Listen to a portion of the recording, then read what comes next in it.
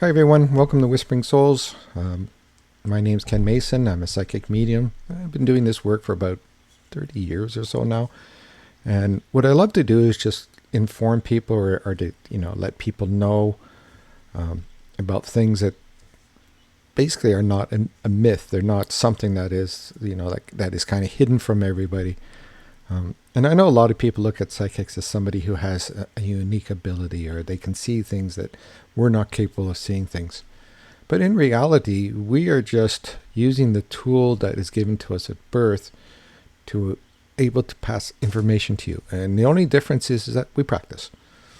I have the same ability, or if you want to call it ability or gift or whatever word you want to call it, to be able to talk to spirits, and also be able to use this to get conversations back and forth from people without talking.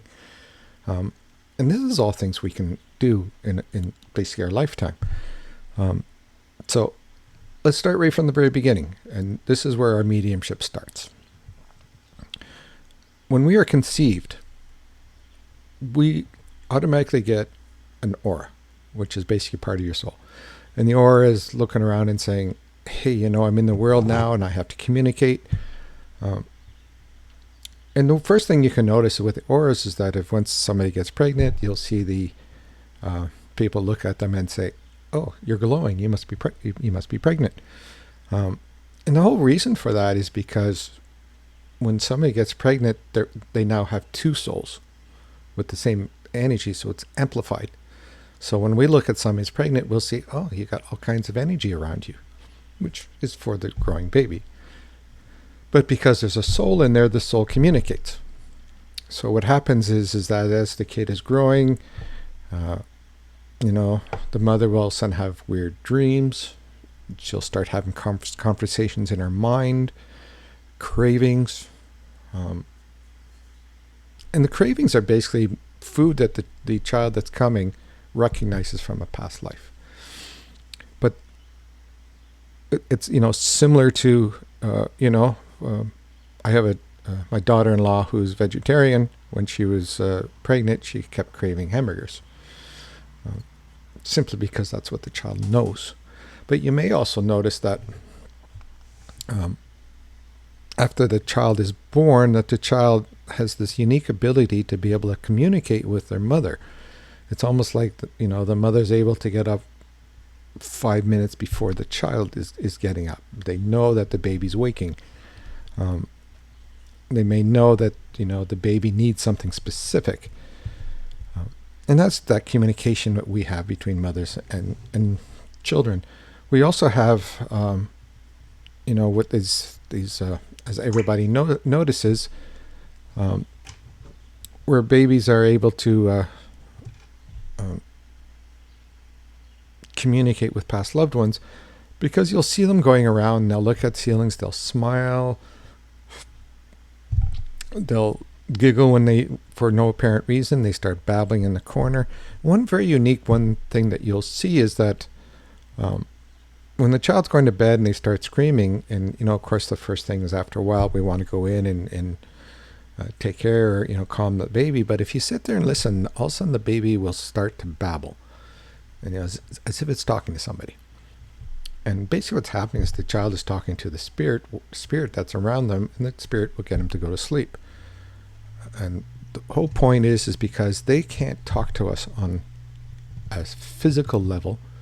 They talk to us on a spiritual level, and the spirits on the other side talk to it on a spiritual level. So when a baby's born, it can only talk on a spiritual level, which is why we as adults or humans can communicate with it, because we can hear it on the spiritual level, especially the mother, who's quite aware of when the baby needs stuff, or when the baby's going to wake up. And it's like the baby's calling to her and say, hey, you know what, I'm going to wake up in 5 minutes. I've got a dirty diaper. I want food. And if you don't get that ready before I wake up, well, you know what, I'm going to scream. And then the mother's running around trying to get it done before the baby wakes up. So, and that's usually like the first part of our mediumship.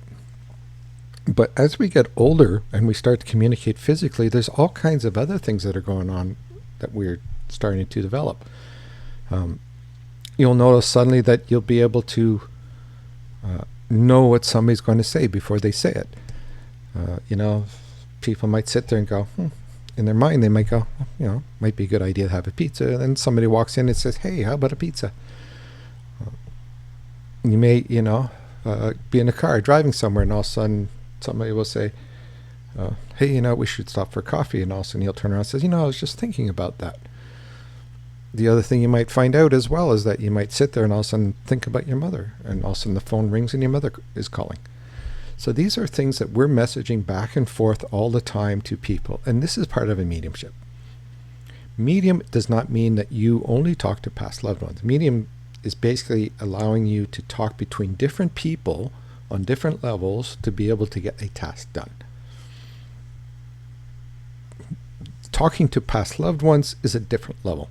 That's when you need to kind of practice, or you acknowledge the fact that you talked to your grandmother last night, or a lot of people get sensations and say, hey, that's grandmother or mother or whatever, and they go, okay, that must be her.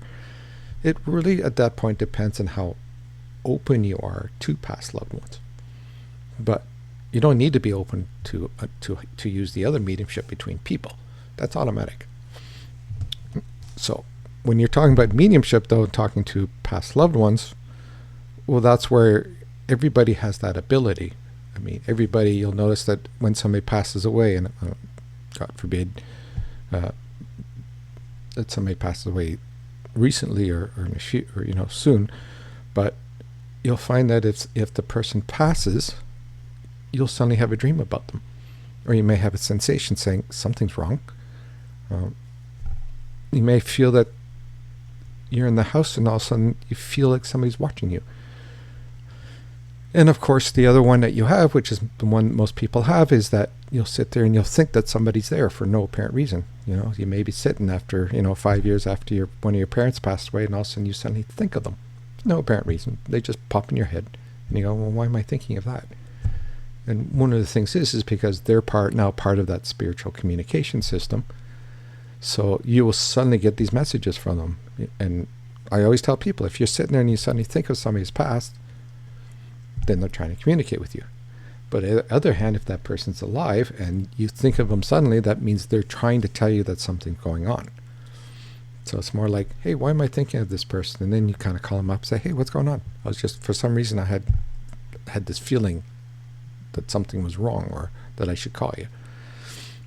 Again, mediumship has nothing really to do with talking to past loved ones. It is an ability we are all born with that we use specifically for 100% for our own communication systems, and then the other percent we use for talking to past loved ones. There's a split there, and that's where you have to kind of learn which one, to learn to be a mediumship or to talk to past loved ones. Well, that needs work, but the other one is natural. So if you ever have this feeling, or as I mentioned, that you're actually talking to somebody,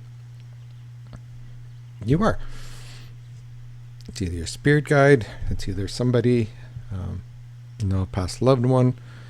You could actually be even doing a reading on somebody who's alive. So if I'm doing a reading, I'm saying, well, this person and this, and they'll look at me and say, well, that person's alive. I says, well, this is the message they have, because they're trying to communicate on that level, because you're not either listening or you're not communicating properly. And again, it could be somebody that's around the world, on the other side of the world, and all of a sudden you're getting messages from them, because there is no space limit to spiritual messages. So these series of posts, or these videos I'm going to be making here on YouTube, are all about the mediumship side.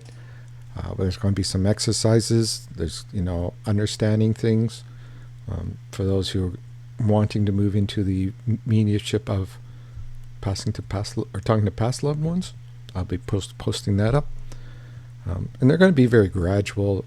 There's just going to be some exercises. These videos are not going to be like 25-minute longs. And these exercises, you could record them, or you can stop, or use your phone and record as I'm talking, and then replay as you're doing your meditation. But to me, I like to have fun with this. So there's a lot of meditations that are fun things to do with.